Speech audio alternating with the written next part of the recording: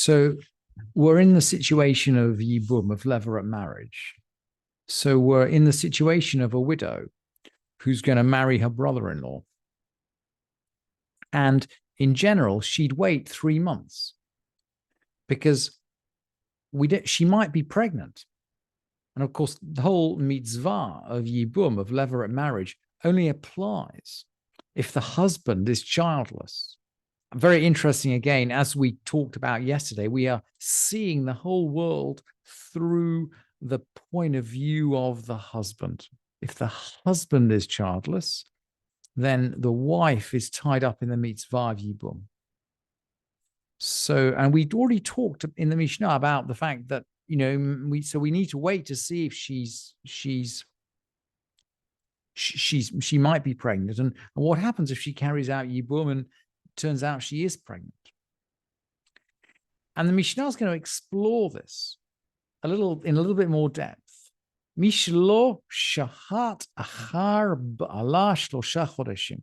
Someone who didn't wait 3 months after her husband. That means after her husband passed away. Venisait v'yalda, and she married again and she gave birth. Ve'ein yadua im ben tisha la rishon ve'im ben shiv'a la acharon. We don't know whether it's a 9-month pregnancy by the first husband or a 7-month pregnancy by the second husband. And interestingly, the Mishnah doesn't seem to know about 8th-month pregnancies. And I don't understand why this is.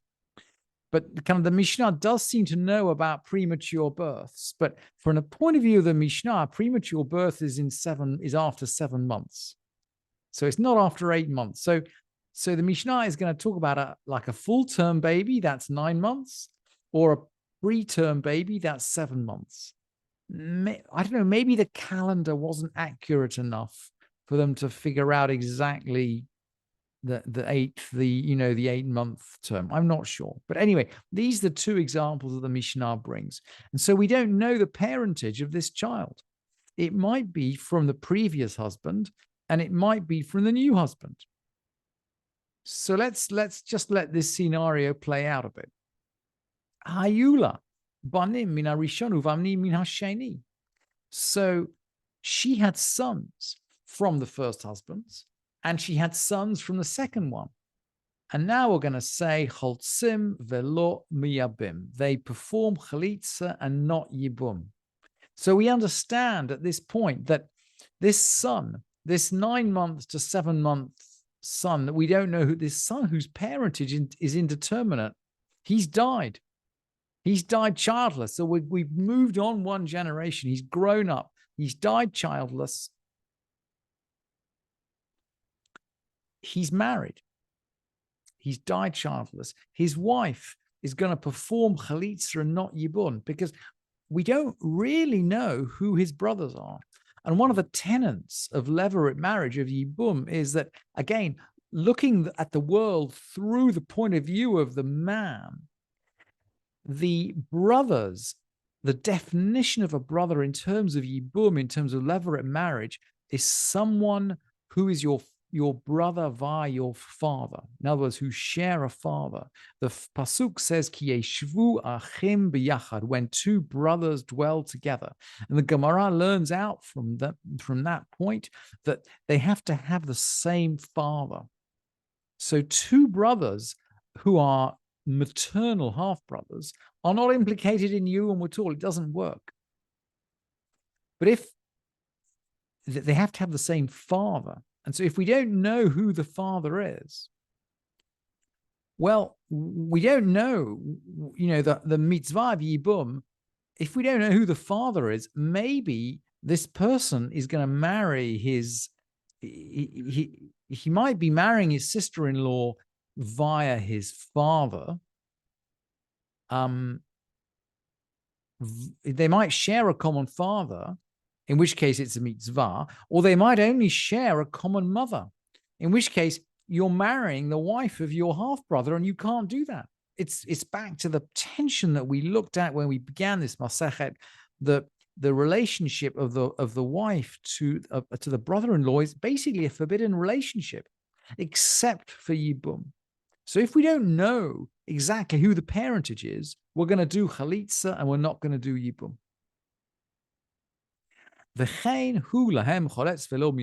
And it works exactly the same way. If the brothers die childless and he's left, he does Chalitza and not Yibum.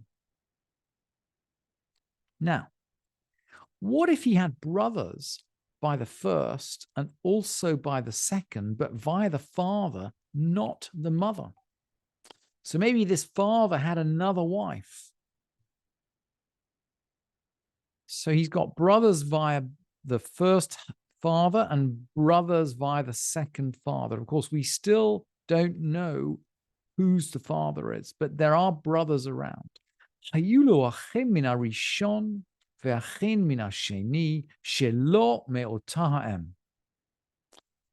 had brothers by the first and brothers by the second, but not by the same mother. In other words, these are real paternal brothers.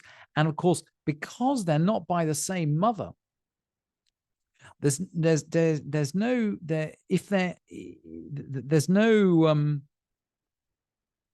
no contamination of a relationship with your sister-in-law with the Yibum, because either they're half brothers by the father or they're nothing at all. There's no relationship via the mother here. So either they're half brothers by the father or they're nothing at all. And so the Mishnah says, Hu choletz umiyabem. He can perform chalitza or and yibum.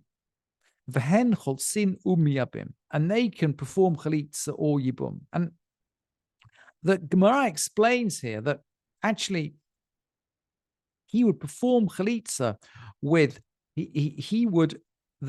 we've got two sets of brothers concerned here. And we still don't know, of course, which is the real brother. But if one brother performs chalitza, or if he performs chalitza for the widow of the one brother, then, let's just go really slowly here. Let's say he dies. If one set of brothers perform chalitza for his widow, then the second brother can marry her. Because if the second brother was a real brother, he's doing yibum. There's no problem. And if the first brother was the real brother, well, the first brothers perform chalitza.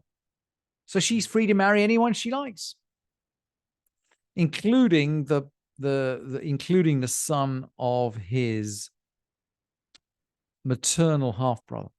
So either way it works, but we start with chalitza and then we do yibum. That's the mix-up.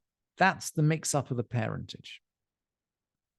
And the Mishnah is going to go on to say, look, what if Haya echad Yisrael ve'echad Kohen? What if one was an Israelite and one was a Kohen? So now it's not just a question of their status with regard to Yibum, but we don't know whether this child is a Kohen or not. And of course, we've learned this Mishnah before. We learned about the slave child who was mixed up with a child of a Bat Kohen. We've learned about the slave who was mixed up with the priest. And we learned that essentially we're strict. Nasa isha ruya la-kohen. He marries someone eligible for marriage with a priest, because we don't know whether he's a priest or not. Eino mitameh lamitim. He doesn't defile himself for the dead. Ve'im nitma eino sofeg et ha'arba'im. But if he's defiled, he doesn't receive the penalty of 40 lashes.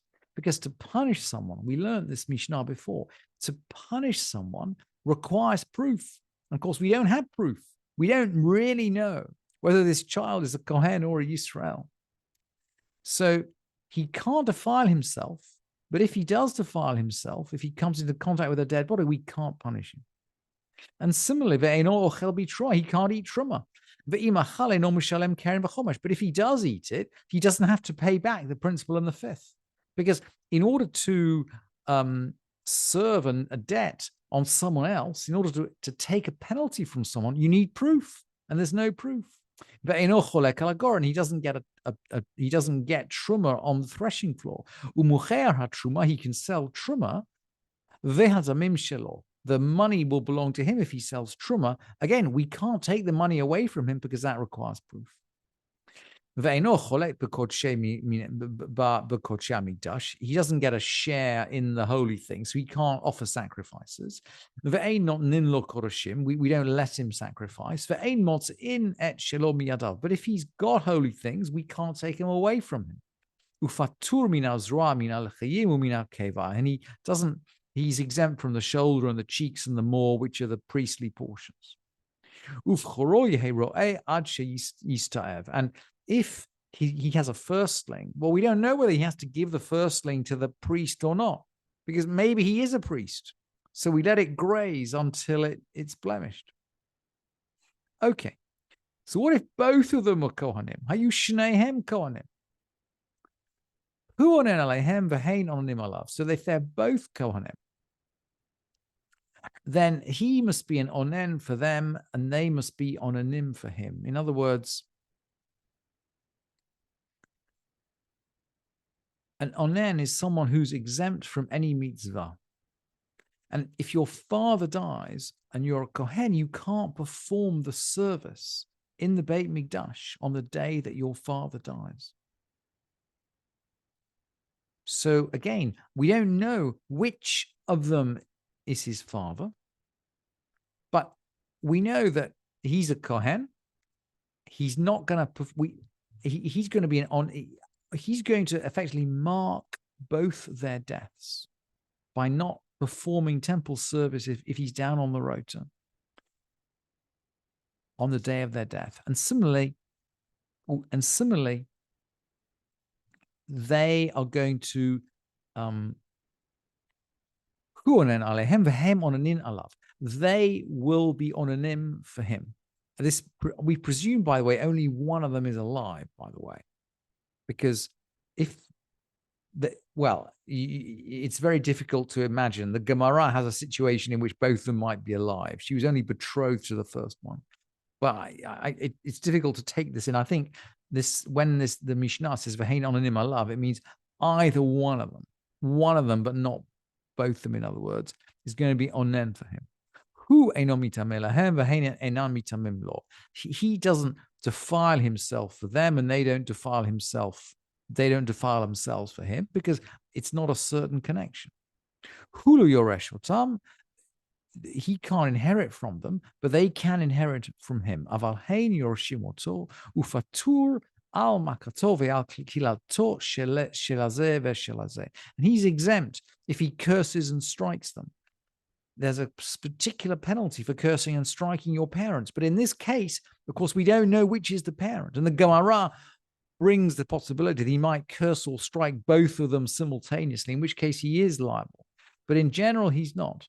The same principle applies. When there's a question of exacting a punishment or a debt, we need proof. And in this case, we don't have proof.